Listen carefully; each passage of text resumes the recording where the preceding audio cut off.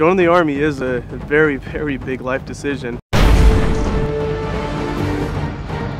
not like going to McDonald's. You have working 9 to 5. The Army likes an all-volunteer force for several reasons.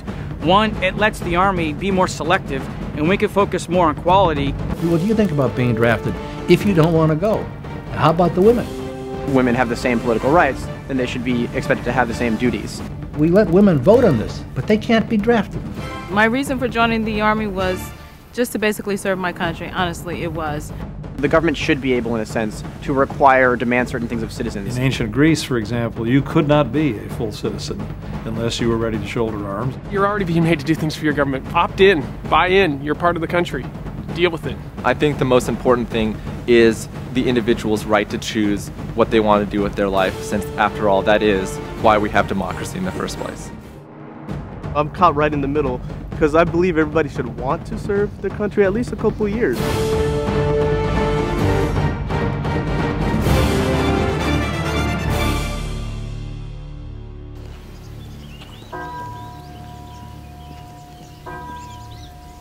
Well, historically, there's a very strong linkage between the obligation to military service on the one hand and possessing the full rights of citizenship on the other.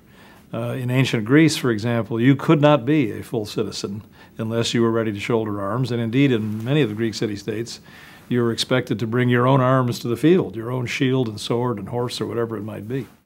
Well down into modern history, this linkage between citizenship and service has been very, very strong. In the 19th century, the era after Napoleon, most of the European countries had massive conscript armies.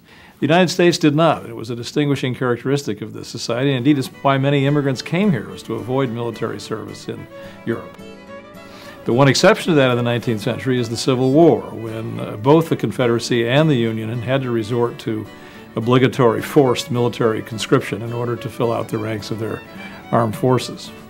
The draft was administered by military officers who actually came in uniform into districts and forced people into service, and there was plenty of resistance to that.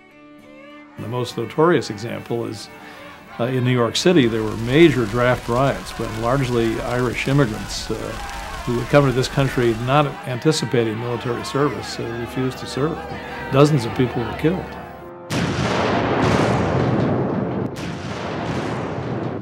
Contrary to a lot of mythology, there was plenty of resistance to the draft in the First World War. There were some 300,000 identified draft evaders.